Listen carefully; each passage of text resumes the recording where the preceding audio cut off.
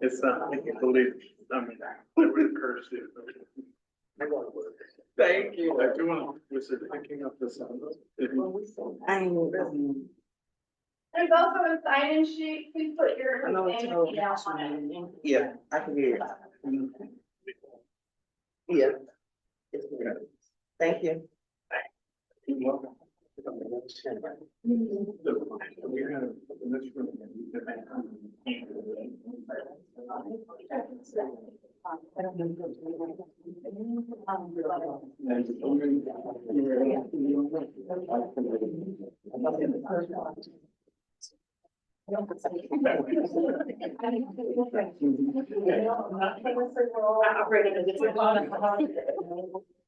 Got it.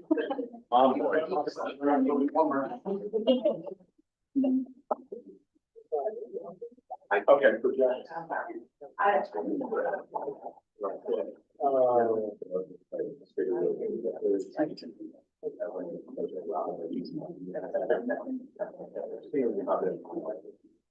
If you are just arriving, please sign in on this table and there are also name tags. And then we're setting up, if anyone needs water, we're gonna have water for folks too. Yeah.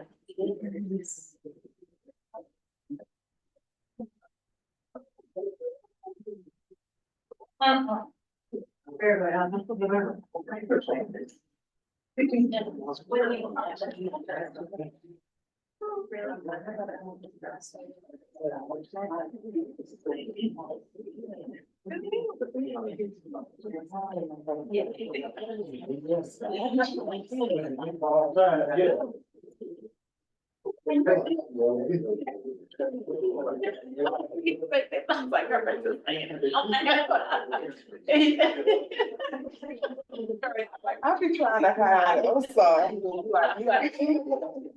That's it. It's all good.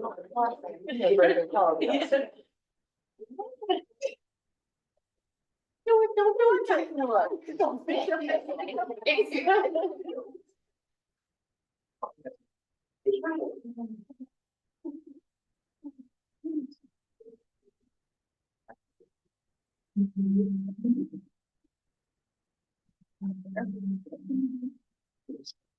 Please put your name and organization and pronouns on your name tags.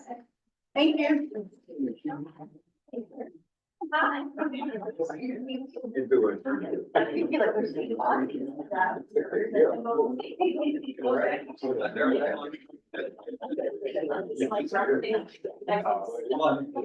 it was also an opportunity to do this. That's good.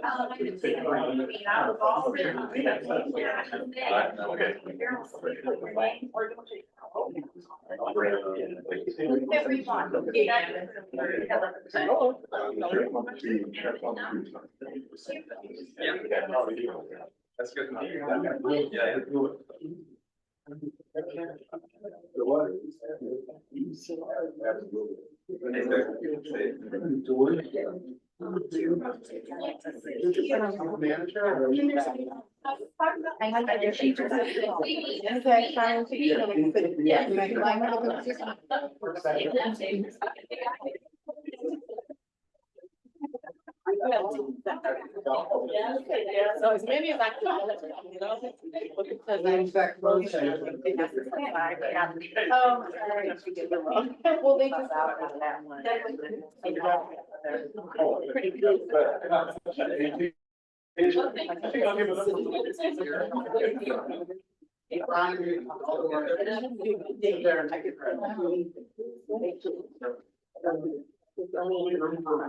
What is over here, coffee? No, I wish, name tag. How are you? Good to see you.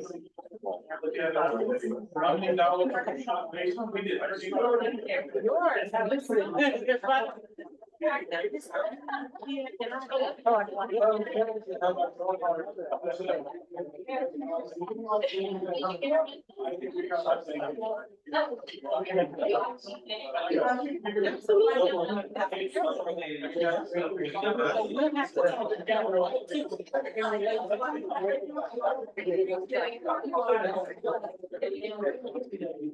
Yeah, well, you have to have identification. Oh, yeah, there's that. Yeah.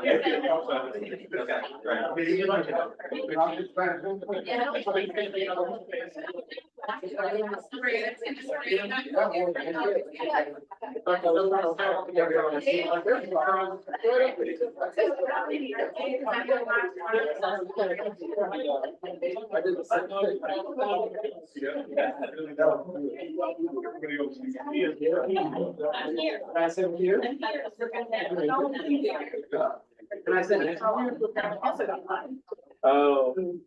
Go see.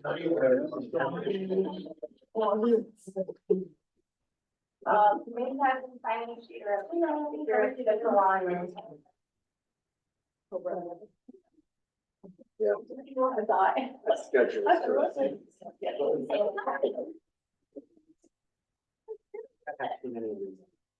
One of the. I know. Some kind of.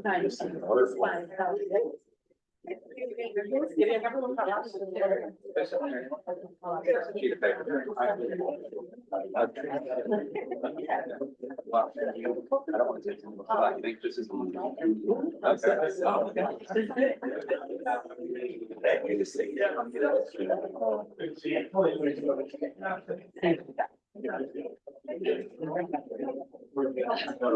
Dan, other Dan, in the back of Dan.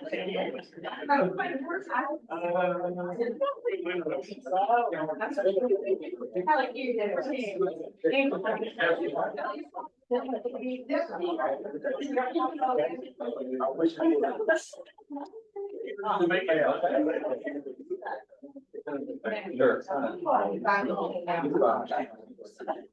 Yes, they have. Yeah. How are you, Stan? So.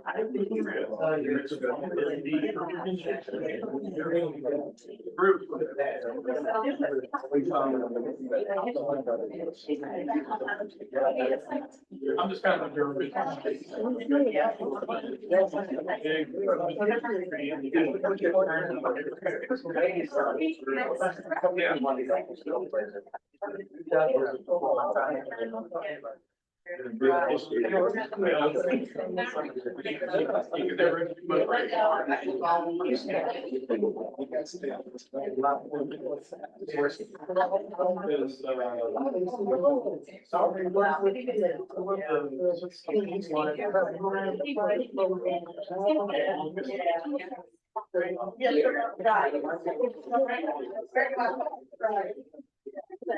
are you?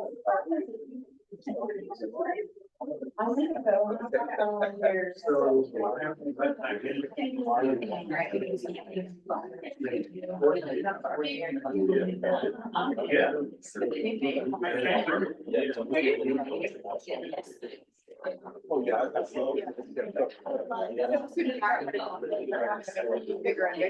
Oh, yeah, yeah. But no, that's. Oh, yeah.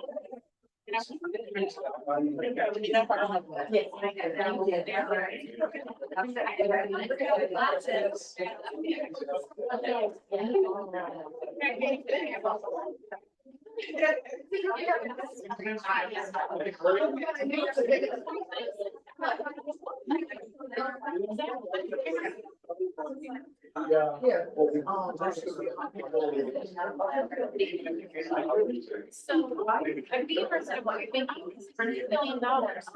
You go look for more chairs? So I- Let's go. Oh, I know.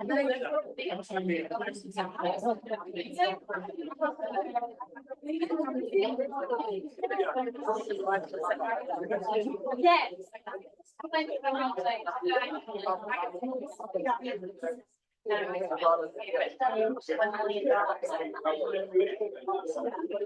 Well, so I think so now.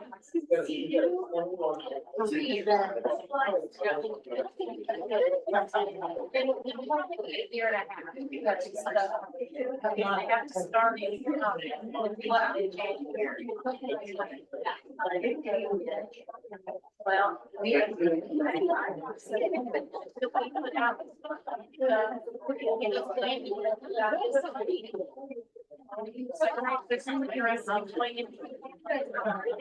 And they did. I got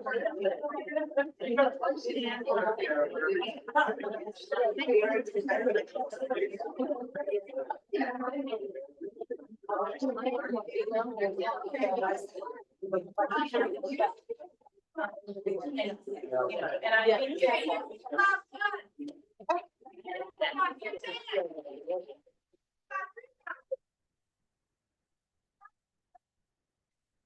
Please make sure you have a name tag, make sure your name, pronouns, and organization are on it. You're gonna keep up as soon as Mayor Williams is here. Thank you so much for being here. We are getting more chairs. If you see a spot, take it and seat yourself. There's no time.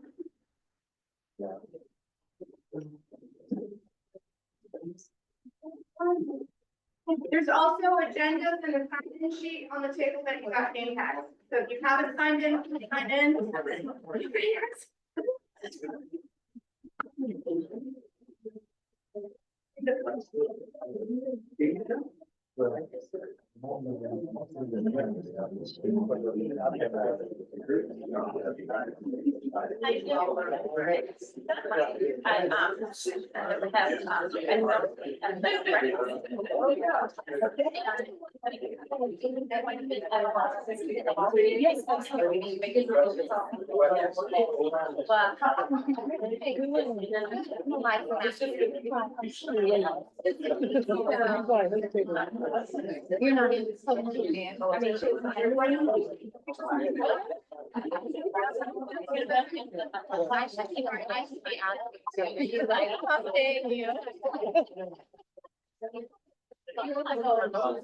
Yes, I just want to share. Yes. Yes,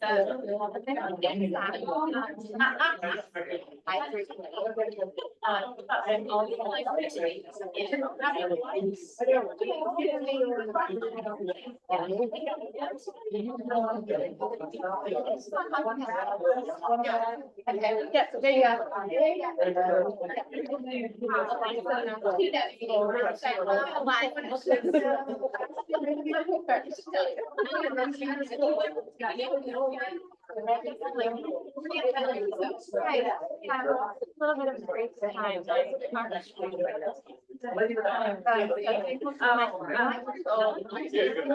Very hard, they're not spending time. I'm able to borrow, figure out. Yeah, that's what I'm saying.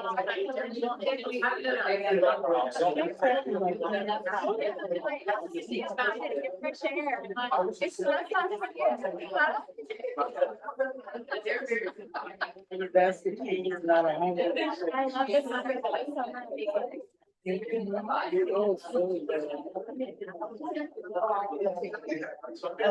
Well, I mentioned that I'm looking at it right now, but right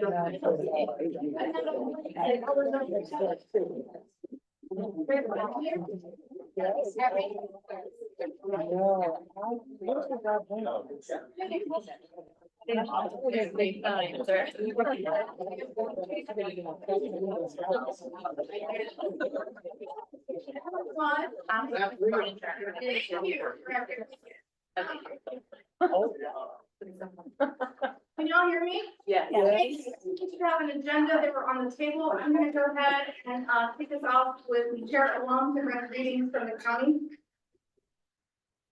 Hey everyone, thank you all so much for agreeing or maybe being voluntold to serve on this new and this, I want to say, historic committee. I want to thank Councilmember Caballero for really pushing this forward at our joint city county meetings and bringing it to our joint school board meetings with the county, because we all know, and if you're at this table, it's because we know you're an amazing partner for the city, county, and schools when it comes to making sure that Durham is the best place to live for our residents. And so this initiative, I'm really looking forward to the work that is gonna come forward of how do we work as our three governing bodies. And to my knowledge, this is gonna be really like the first official time the three of us, three elected boards of Durham are coming together on a project like this. And we know from the county perspective, we know growth is happening. We know people are moving into Durham. We know people are growing families in Durham. So how do we sustain that? How do we make sure we have the infrastructure in place, the housing in place to support that? So you guys are really part of something that's gonna map out how we see Durham and how the future of Durham continues to grow. So I appreciate you. I am really excited that our Commissioner Heidi Carter is our liaison for our board to serve on this. And you guys will be in wonderful hands with her. And then also we have some of our Durham County, our interim county manager, Claudia Hager, is here. So I'm gonna shout her out, and there's other county staff who will be assisting throughout this process as well. Thanks, y'all.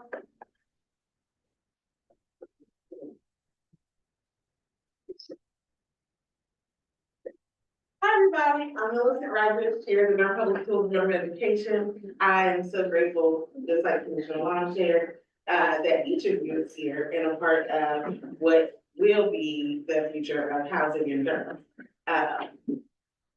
We know that the work that all of us do together, collectively and as organizations individually, impacts what's happening in our future. And so we're grateful to have everybody in partnership and at the table with us on housing. And I want to shout out Board Member Emily Chavez for serving as a liaison to Board of Education as part of this work, and welcome Dr. Maddox Terry and Ms. Matthew Palmer as part of our Durham Public School team to be here in this space and bringing our values to the table.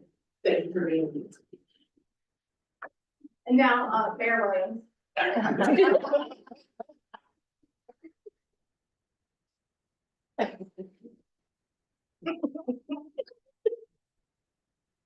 Some of us showed up on time. The testament of how I'm treated.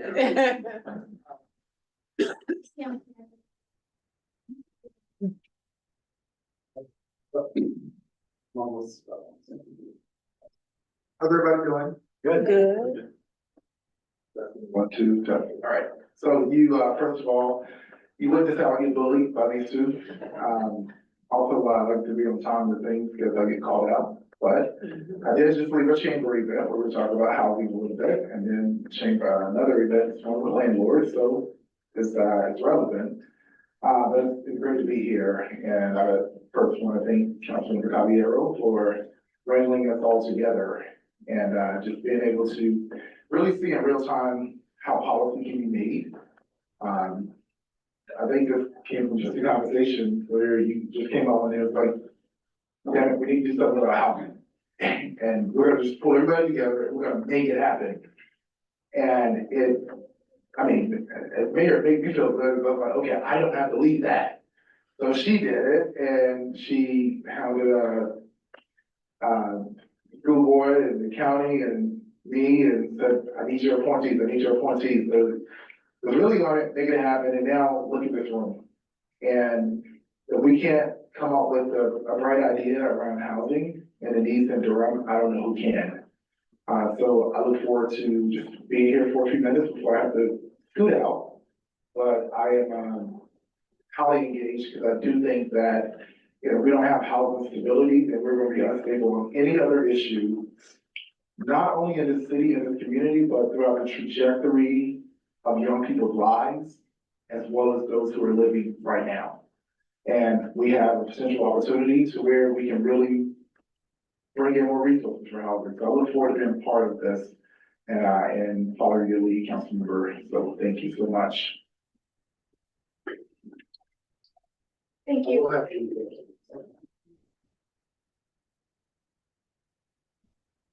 Thank you, Mayor Williams. Thank you, Commissioner Chair Alum and Chair Rogers. I did want to give an opportunity for Commissioner Carter and Board Member Chavez to bring some remarks too, because they are the elected liaisons from their respective governing boards.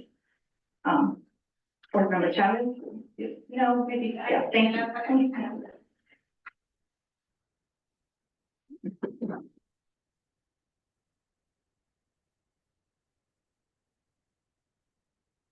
Good afternoon, everybody. Nice to see you. Looking forward to working with you. I also bring greetings on behalf of the school board, and I wanted to share some thoughts. I'm really excited for this initiative joining the city, county, and our many community partners.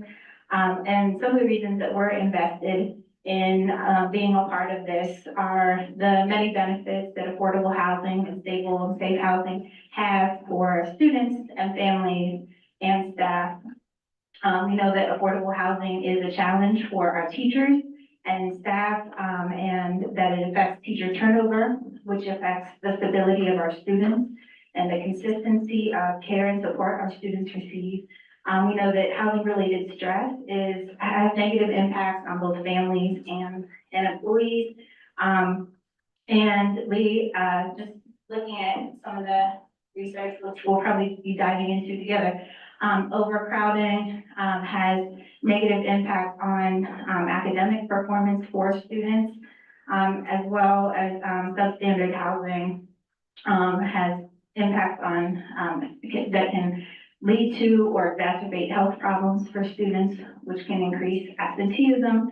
And we know that chronic absenteeism is an issue right now that we're facing nationally, as well as here in Durham, that we definitely want to address. Affordable housing obviously reduces homelessness and housing insecurity, and the development of safe and consistent housing can also increase the amount of access to community resources that our young people have. So thank you so much for having us, and let me have my laptop with you, and I'll pass it on to Ms. Carter.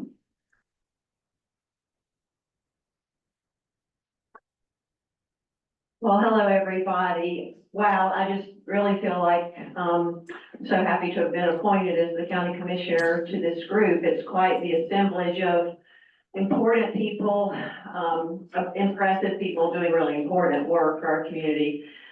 And I know that so much is happening in both the school system with the McKinney-Vento families and policies there in the county, the investment that we're making in everything from emergency rental assistance to permanent supportive housing, emergency shelter, rapid rehousing, really every part of the continuum of care. And of course, the city is also trying to invest resources. We have our nonprofit partners all around the room who do amazing work every single day. And the issue really seems to be not lack of will, but perhaps we're not as coordinated, as coherent, as comprehensive as we need to be in our strategies. All of the priorities are top priorities, but we really do need to strategize a bit. I was just at a meeting yesterday of the HSAC Policy and Planning Committee, and we were discussing the fact that the number of unsheltered families and individuals is rising, and permanent supportive housing is a priority, rapid rehousing is a priority, but how can we imagine more creatively and broadly for how to provide emergency shelter too for those who are unsheltered? All of this really important. You are going to be doing work that matters so much for our community. Board Member Chavez explained so well how the needs are very cross-cutting between the city, the county, and the school board. So there is no more important work. And I thank you all for being here, and I look forward to working with you for about 2 months. And then I will be rotating off the Board of County Commissioners, and a new person will have the privilege of joining you. Thank you all so much. Thank you. So if you are here, first of all, thank you so much for being here. As you heard from some of our elected officials, we all do housing in some capacity. Either we are a service provider and we are consistently dealing with residents throughout the city and the county. And we know that housing ends up being the need that gets named over and over and over again. The city has done tremendous work. I think all of us can be really proud of the $95 million housing bond that we passed in 2019. I think we can be proud of the county's projects at 300 and 500 East Main Street. All of that has been critical work and critical results. Why we're here today is we can't keep operating the way we're operating, where each entity is doing something different. And so if you're in this room, it's because you are either a provider or you're a producer of. And I think that's the difference. There are folks in this room who are also the people who are assembling affordable housing projects. They are maybe small developers. I think that's the difference. I want to really highlight folks who have helped brainstorm. So a few months ago, there was a presentation at Joint City County around the day shelter. And then there was another presentation from HVAC within, I think, a month and a half of one another. And I've also had conversations with CEO Anthony Scott around the work that BHA needs to continue to do. And what was clear to me was that we needed to start talking not just across school board or schools, county and city, but also across different nonprofits, different sectors of the housing community. We know that we have the continuum of care. How are those folks talking to the people who are actually producing the housing, the folks who are actually looking to assemble the products to get vouchers in? Those are the conversations that I don't see happening enough, or if they are happening, they're happening in very discrete places and not broadly. Many of you are extremely busy. You're the director of a department, you are the ED of an organization. So I'm very glad that you are here. The point of the work that will be done, most of it in subcommittees, and you will be assigned a subcommittee shortly. And I understand how busy you are. And so we want you to feel empowered to send the person in your organization that is either leading this work, is excited about this work, and you know can deliver. So while I really appreciate JP Buxton being here, Luke Smith being here, many other folks who are here who are the EDs of their organizations, I know how time consuming and how limited your time is. And so please feel empowered to send the person that you know can really lead and is doing that day-to-day work. Additionally, the other part that we did, and I want to thank Eliza Matthew, Russell Pierce, Dan Jewell, and others in this room who helped brainstorm. Who are the folks we need to make sure are in the room? How do we structure this so folks feel that it is effective, that they know that they're not wasting their time? So the other part of the work that is happening simultaneously and has already been funded is a housing needs assessment. And that is being funded through the Chambers Foundation. The city also contributed dollars and the county also contributed dollars. But what we realized is that we needed to move quickly. And within government, we all know there's an RFP process that's often required. While necessary with public dollars, it slows things down. It means you're not going to get somebody hired for months and months because it has to get routed through either the city or the county's agenda process. It has to get put in front of elected. And so we asked the Chambers Foundation if they would be a partner in this. So I also want to lift up the Chamber Foundation and Adam Klein because he's the chair of the foundation board. And so we have picked a provider, HRNA, will be the person doing our housing needs assessment. Austin Amendolia, who is a former Durham resident, maybe we'll get him back one day. And Sept was the chair of our planning commission, is here to explain a little bit more about what that housing needs assessment is going to look like. So that y'all, as you think about what you're going to be undertaking, you know what additional data you're going to be getting. And potentially if we need to steer it in a certain way, we can. So that is why he's here today. Christine is the lead from HRNA. Okay, thank you. And she could not be here today. We were not able to set up hybrid. We are recording this meeting, but we didn't stream it. And so the next time this big group gathers that, we'll make sure to offer that as well. So I'm going to pass it off to Austin. Thank you.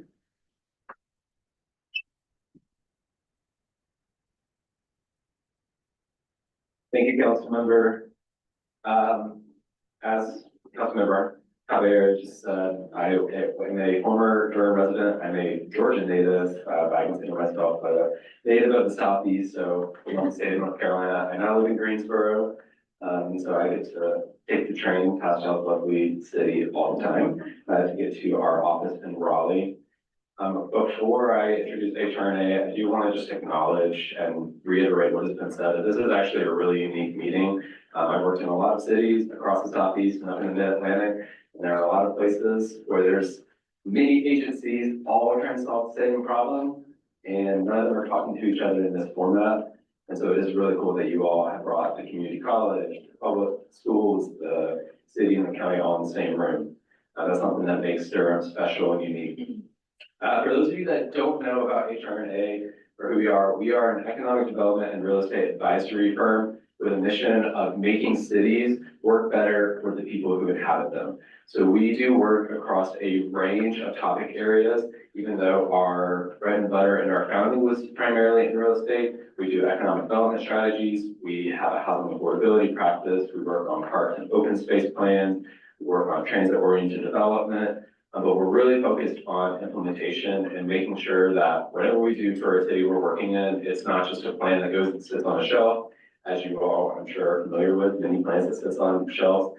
We want those plans to actually move forward and be implemented. As for myself within HRNA, I'm an analyst. I'm based out of our Raleigh office. We have 6 official offices throughout the country. Those are in New York, Washington, DC, Raleigh, Dallas, Texas. It's in Texas. People are all over Texas. Atlanta, Georgia, and LA. The project manager for this project is Christiana Whitcomb, who is based out of our LA office. She leads a lot of our housing work, and the partner in charge of this project is Philip Cash. He's based out of the DC office. But he's also a North Carolina native. He grew up in the Charlotte area. He went to UNC planning to get, I think it's actually his PhD. I went there just for my master's. So we both come from that same UNC program. But they'll be leading this effort. Our housing practice, we really pride ourselves on working at all levels of housing affordability. So we do planning work like this conversation where it's focused on how do we advance, how do we improve our housing, our affordable housing stock. But we do policy work as well. So we'll help cities figure out how to design inclusionary zoning policies, or in a state like North Carolina, voluntary inclusionary zoning policies, since we can't enforce inclusionary zoning, and all sorts of other policies. We help set up housing trust funds for local governments, and we get all the way down into the specific transaction level of affordable housing projects. So we will underwrite projects to make sure that they have the funding they need to move forward. So we really pride ourselves in that. Now, as for our housing plan work, and this is where I'm going to start to talk about our scope a little bit. Our housing plans, the way they have traditionally functioned, they all have a housing needs assessment as an underpinning, because we want to make sure our recommendations are tied very closely to the stats and the actual raw data of what is happening in a city. We don't just use numbers to determine that. We do a lot of qualitative analysis as well, a lot of interviews, a lot of advisory committee meetings as well. But that data is the key component of it. And that usually forms the foundation of what then turns into an assessment of the jurisdiction's programs and how they pair with the needs that we found during the needs assessment process, during the data collection process. And then from there, we create a list of recommendations. The challenge that we have started to recognize over the past 5 to 10 years in particular is that, as many of you know, the data that we currently have available in 2024 was collected in 2022. So it's already 2 years out of date right now. In 2 days, I checked on my way here, we did the 2023 data, but it's going to be 2025 before we know it. And oftentimes we do these housing plans, and by the next 2 or 3 years, the data is out of date. The purpose of our project is we have started to focus on what we call community dashboards that update automatically as new data becomes available. So that whenever somebody goes to look at housing need in their jurisdiction or in their community, they're getting the most up-to-date data. So for this project, the things that we want to emphasize with like what this platform is going to provide is it's first off, it's going to allow the community to see an updated housing market and updated housing needs every year. This can include a lot of different types of information. It can include information about rental affordability and how many rental units are needed for people at each income level.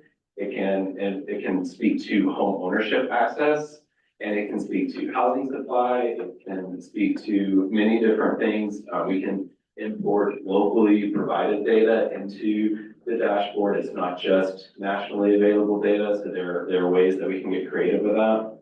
It'll also, it can be made publicly accessible. There can also be a login version for people who need like more detailed analysis. We can mix it up a couple of different ways. But the public facing version does allow the community to access this information and the charts that can help tell the story. And they can even download the data themselves if they would like. And the goal is ultimately to create a shared resource that it can be supplemented by that on the ground experience. We don't want to say this dashboard is the end all be all, this is it. This is just, you should just trust all of this. We want to make sure that it's responsive to what people's lived experiences are, because ultimately that gives us the full picture of what's happening. Throughout this process, we're going to meet with stakeholder groups throughout the county to get their input on what information is most important to include. And some of the conversations you all will have in here will help inform that based on what are the most pressing questions. Is it just strictly how much new housing do we need to support people living at 60% AMI or below? It could be, how do we increase our home ownership rates? It could be a lot of different things. It could be, how do we support our unhoused community more effectively? We can work on all of those different angles. And I do want to end before I open up to any questions, just highlighting what Councilmember Caballero said, that the platform is being sponsored by the Chamber of Commerce in making it a community resource.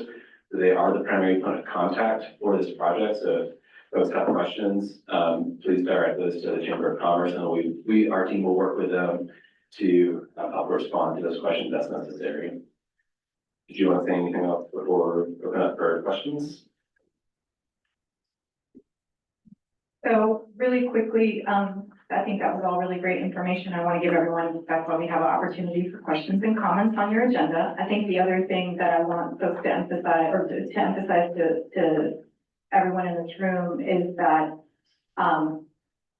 we're hoping that this information is dynamic. We don't want it to sit on a shelf. We also know there's kind of a value add if you're in this room.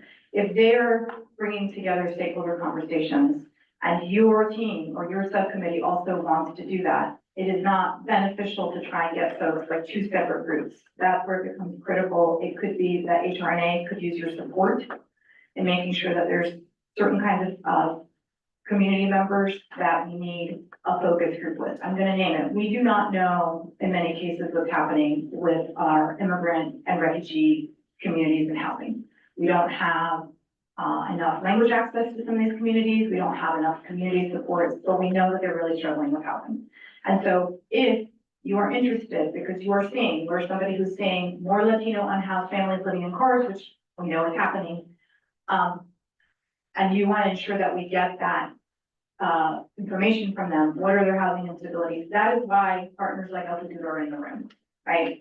That is why having connections back to the county, that NIO, who's our immigrant refugee coordinator, who is funded by the city and the county, that is a resource for you.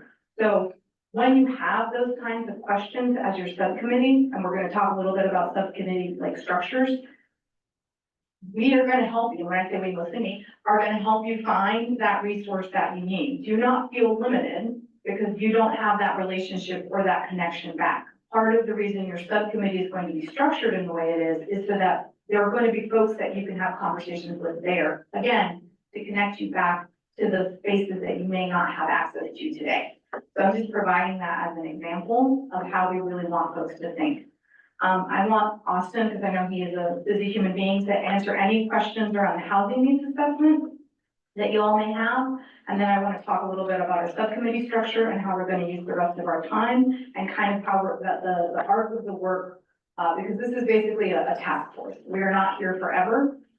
It is, hopefully we're done by May, y'all. And this group, this big group, we will probably only meet 2 or 3 times total. the core of the work is happening in subcommittees for a reason, because it is a lot easier to get 5 to 10 of y'all together than it is to get this together. Thank you. Any questions?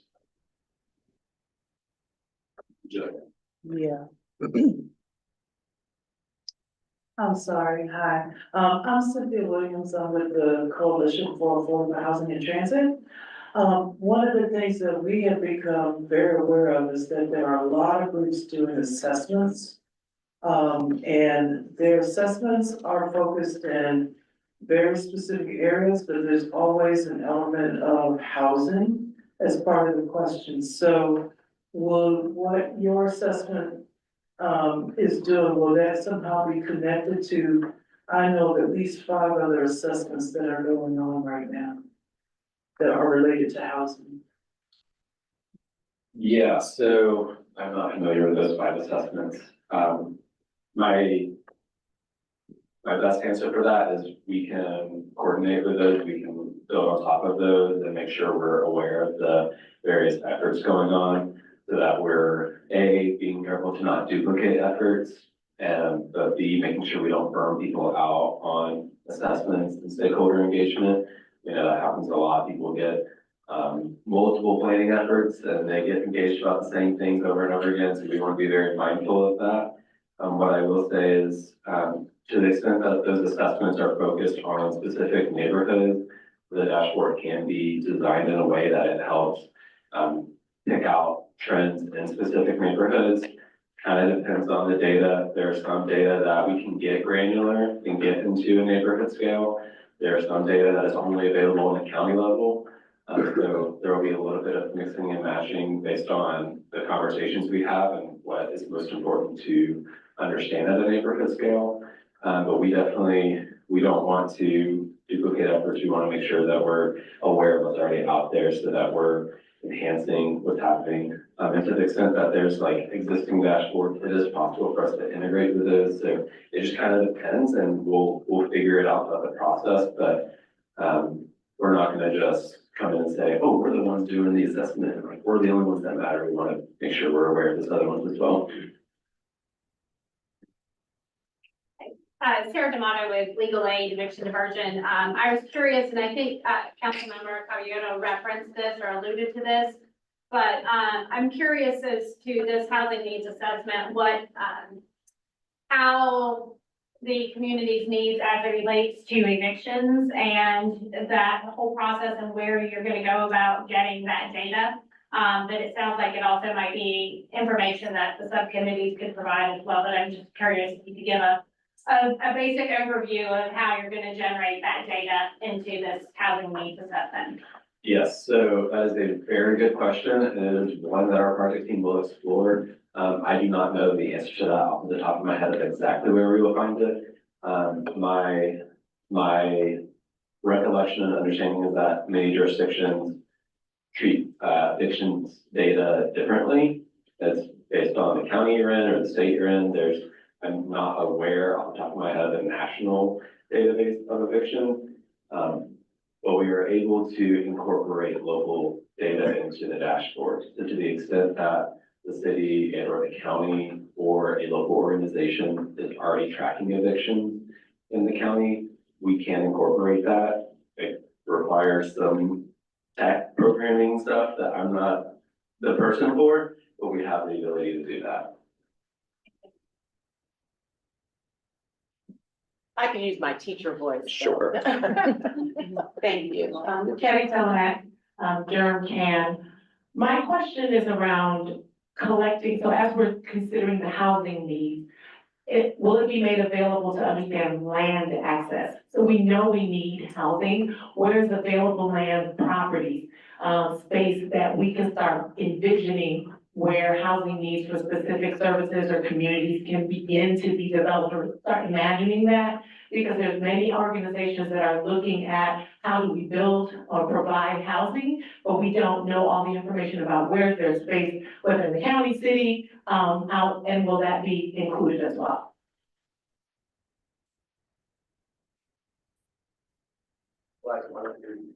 You want me to? It's better. I put it on you. You're expert. Hi, Eliza Matthew. I'm here representing ASAC, but I'm also at Duke working in the Office of Durham Community Affairs with the Head of Klein. We've been, gathering folks for about 2 years now, under a work called the Housing Council. That Housing Council has, identified some priority areas to work on. One of those areas is a land inventory. So that group has just launched that land inventory and contracted with Central Pines. I always say it wrong. Central Pines. And so that work is moving. That group is in charge of that work. So I think that we need to figure out and have conversations around the privacy of that. That's been a really big concern of that group, mostly because when you make something like that public, investors have access. So that group is still figuring out how do we prioritize our nonprofits in that land inventory and what does that look like. So that's the update, but I think we can make a connection point there and figure out how to continue having those conversations. And then Eliza, I'm gonna put you a little bit on the spot. Do you think that that group could potentially come present to us? I think we can ask them. Okay. Yeah, they have power over themselves, so I think we can ask them. I think they'd be happy to share what they're comfortable with, and then we can keep working on that. Thank you. Yeah, and just from the HRNA standpoint, similar answer to the one about the other assessments going on. We can have conversations about how we navigate that. There's, depending on where the platform lives, there's some intellectual property conversations that would likely need to be had between the different organizations. I think similar to what Eliza said, like we could answer that question. We would want to have conversations with stakeholders to make sure that is the answer we want to focus on for this dashboard. And we would also want to be mindful of what we put out publicly for the same reason. Like as an example, sometimes putting out databases of publicly owned land can be useful. Sometimes it can be challenging because then you might spur private activity around that publicly owned land. And we want to be intentional of how we're navigating them. Thank you. Any other questions?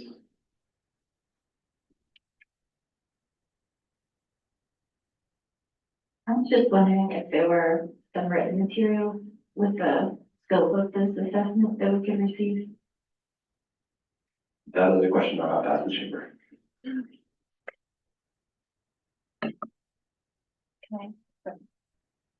Just a comment, it might be helpful for folks to see what it looks like in other communities to get a grasp of what the dashboard is, if that's possible in the future. Yeah, meaning, What we can make sure to do is send examples out to this list, from other communities and what that dashboard could look like. Is that helpful? Okay. Does anyone else have any questions right now, especially of Austin, since we have them in the room? yeah, so to answer that question too really quickly, we've done this in Indiana for the whole state. And you can like look at county level data. So if you Google Indiana housing dashboard, it should be the first one to come up. The website is actually indianahousingdashboard.com, so that's really helpful. But this is just one way that it can look. This isn't like necessarily the way it would look for you all. We did this in Maine as well. I think we did it somewhere else, but I don't want to quote the wrong city, but at least the Indiana one can give you an initial sense of what this could look like. Anyone else? Okay, great, thank you. Thank you all. We're excited to get to do some work in Durham and you all figure out what problem you want to solve first.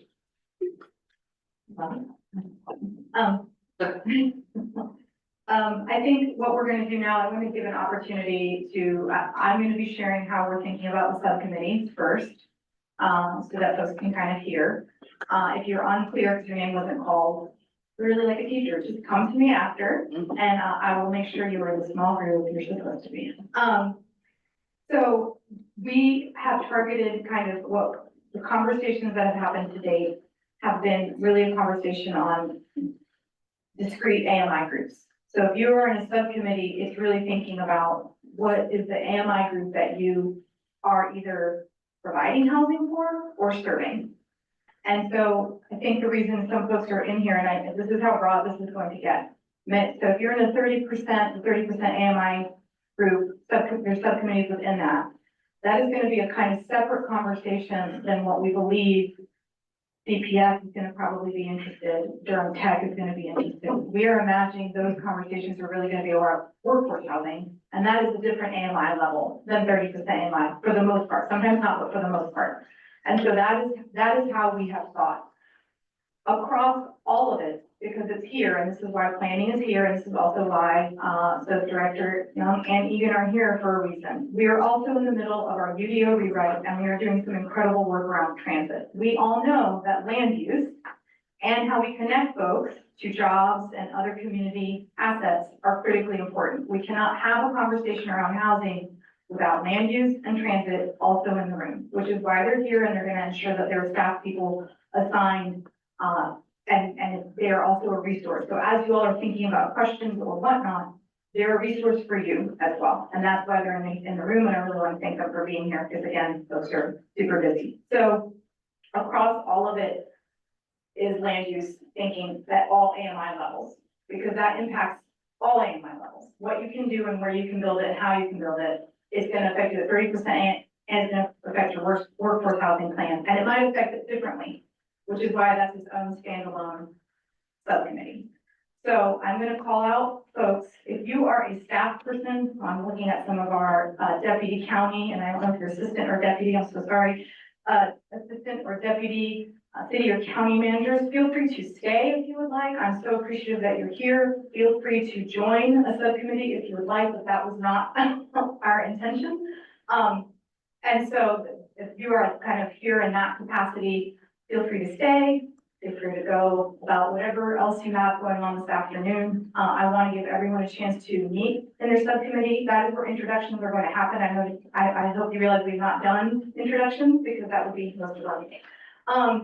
So please do introductions in your subcommittee meeting.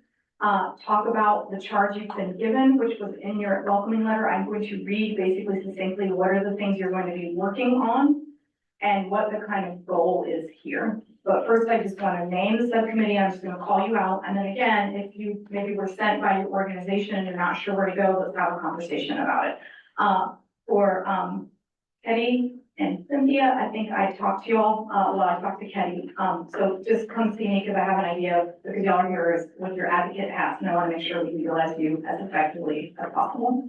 So this is for the 30% AMI subcommittee. We have a supportive services subcommittee, and in that, I have Dave, I don't know if it's Crystal or Crispell, Russell Pierce, I'm trying to read without glasses on, Julia Campbell, Luke Smith, and Ann O'Shul. And then we also have, I think from in there, we also have, sorry, y'all. Yeah, that's it for that subcommittee. So you're gonna wanna find your folks. Again, if you were not named, it's okay. Feel free to move your tables however you need to move your tables and be in the room however you wanna be, but that is your subcommittee, and I want you to be able to start, moving in that direction. The next subcommittee that we have is pre-housing shelter. Eliza Matthew, Sheldon Mitchell, Tasha Melvin, and Ryan Smith. Tenant subsidies, I have Sarah D'Amato and Ann O'Shul. And then, That's it? for now, yeah. So that's, I'm gonna get there. Y'all are invited, you are welcome, and we're gonna get there in a minute, okay? For the 30 to 80% AMI group, we have, we're calling it a subsidy gap funding. We have Tiana Joyner from Habitat, Ted Hilbron, who was not able to be here today, Dan Levine from Self-Help, Anthony Scott from DHA, and Yolanda Winstead from DHIC. And then if you are think that you would be in that group because you've been sent by separate, or you're standing in for somebody else, that would be your subcommittee.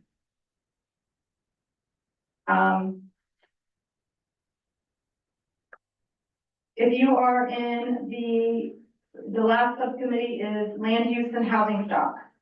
Topher Thomas, Aaron Kane from planning, Matthew Palmer from DPS, Sherry Taylor from DCLT. And then, the 80% and above AMI, I have Dan Jewell, Grace Jones, and Adam Klein. Did most everyone get called? If you did not get called, let me know. And then if you are Reginald, you can decide, as a community development, either you or where you think community development really needs to be, or if we need multiple people, and that's fine, but I'm not gonna tell you. These are not the only folks I want y'all to have in subcommittee meetings. Y'all are gonna have to figure out who are the other critical people you're either gonna have to have conversations with or have, subcommittee meetings with. It's up to you in that way. The folks who are in your subcommittee are obviously not the only experts in our community, right? There are lots of other experts in our community, including the folks who might use your services. But then that room would be a lot bigger than this. And so at some point, you kind of just have to make decisions and figure out how we're gonna move forward. The subcommittee meetings, the next time that this group, when y'all get to your subcommittee meetings, introductions, I'm gonna read through the charges again, start mapping out your work. And then what I need from y'all, and most every single subcommittee has been they already have a chair, right? We've already had conversations of who that chair is going to be. That chairperson is the person who's making sure notes are getting captured. That chairperson is gonna make sure that meeting invites go out where they need to go out, and they're kind of herding the cats of that subcommittee, right? So everyone has had somebody kind of assigned in that space. And, what we're anticipating is subcommittees will be meeting in October, in November, and what I need to hear from y'all is if you think we need to come back together as a big group either in December or January. So that is one of the things I need to know from today's conversation is when do you think, either December or January, do you think 3 months is enough? Or do you think that you can do it in 2? I don't know that.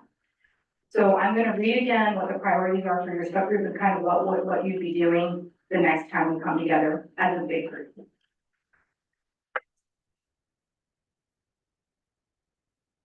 So what I want y'all to focus on is naming your gaps and identifying resources for your subcommittee.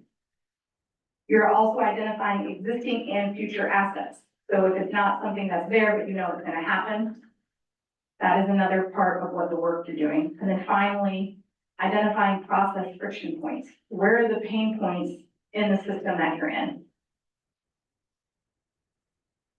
And I can say it again, and folks, because I see folks are taking notes, so thank you. You're gonna name gaps and identify resources. You're identifying existing and future assets. And you're identifying process/friction points. What's not working? And ultimately, we want recommendations based on that analysis. And those recommendations are, when I say short-term, I know it's 1 to 2 years. And that could be, you need more resources, or it could be, I had a conversation with this other entity and here's a friction point and we can solve it in the next year because this work has been done in the subcommittee. A recommendation doesn't have to be money. A recommendation could be a process improvement between 2 organizations or organizations that don't have relationships currently. When we think about medium recommendations, we're thinking 2, 3, maybe even up to 5 years out. Those are obviously harder to achieve, right? They're gonna take some effort. And then we're thinking long-term. So I'm gonna provide examples of what I mean by potentially a short-term recommendation and maybe a longer-term recommendation. A short-term recommendation I've heard over and over and over again. We need a rental assistance fund. We need more money for a rental assistance fund. We have an eviction crisis in our community, and a rental assistance fund is the easiest way to potentially keep folks in their home, which is cheaper than building them a unit. That's great. Right now, we don't have enough resources. So your recommendation could be, we need the county and the city to pony up more money, and we need to figure out who's gonna run around assistance fund. That's honestly 1 to 2 years out. We should be able to figure that out in 1 to 2 years.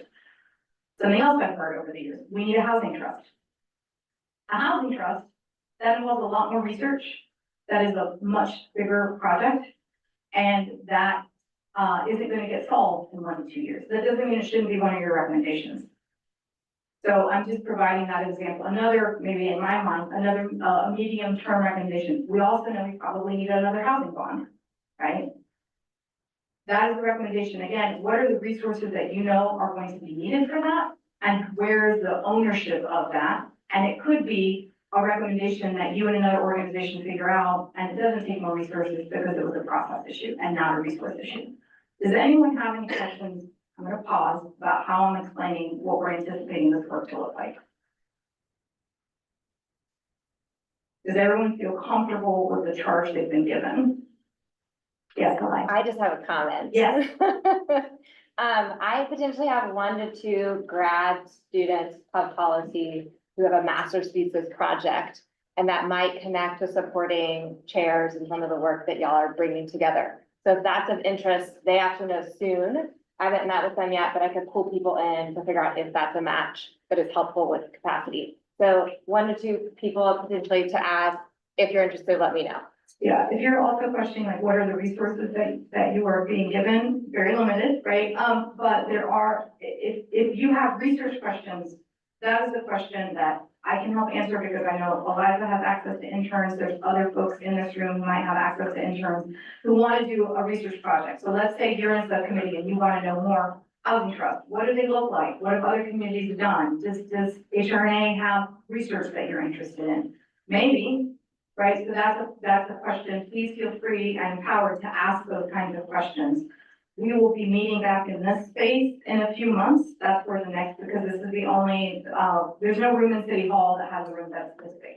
So that is why you're at our wonderful water facility or water management building. It's a gorgeous room.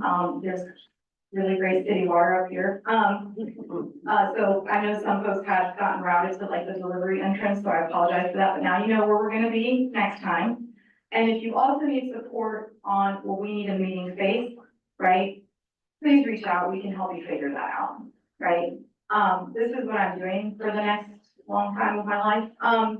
So I also wanna highlight, Elias, who's my intern, that is another resource that we will have. And then Shay, who I want to thank, I don't know if she's in here, she's the one who sent you all invitations, answered your questions and things like that. So there are also resources that are available, that we can utilize. I'm going to pause again. Yes, no. Quick question, Yeah. we've just done a wonderful update to the comprehensive plan. Yeah. There are many value statements and priorities within there. Just wondering, I think for the room, is there value in us earmarking where comp plan values or priorities would touch some of the subcommittee work? Sure. Yep. And that's also why planning is here, because we have a really important opportunity. They need to know how to direct the consultant around the UDO if there's ideas or things that we know we have to do differently than we're doing right now. Does anyone else have a question or comment before we break into small groups? Okay, I'm gonna let you all move your tables around. What time is it, by the way? 2:00. Oh, look at that. Okay, so the second hour, we were right on the nose. The first hour is gonna be big group. The second hour, please stay as long as you can, but that's what we were imagining. I wanted folks to go ahead and be able to meet with their subcommittees and start working. Does anyone else have any questions for me before you pause and move into small? And then I'm here, y'all. I'm not going anywhere. So if we have other questions or you're not sure where you need to go, feel free to ask. Would you mind repeating the clear one more time? Yes.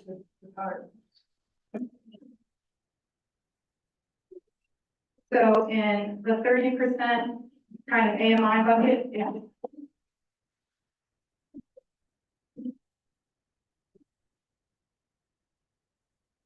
Okay. We have the supported services subcommittee. I know. And we have the free housing shelter and tenant subsidies.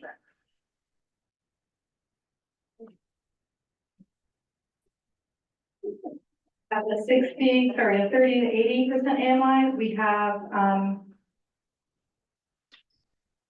the subsidy gap funding. And then we have an 80%, like 80+% AMI, and that's just, we're anticipating that, that's not a group that's gonna need as many subsidies. They might need to share that subsidies are needed at that AMI, but that's not what we're anticipating. And then, the last one is the land use housing stock, and that's gonna inform all AMI groups. Thank you. You're welcome. Does anyone else have any questions? Commissioners Carter and Board Member Chavez, I'm just gonna ask y'all after people start moving, because I think it could be important for, I want y'all to feel empowered to make where you want to be. Okay. All right. Thank you.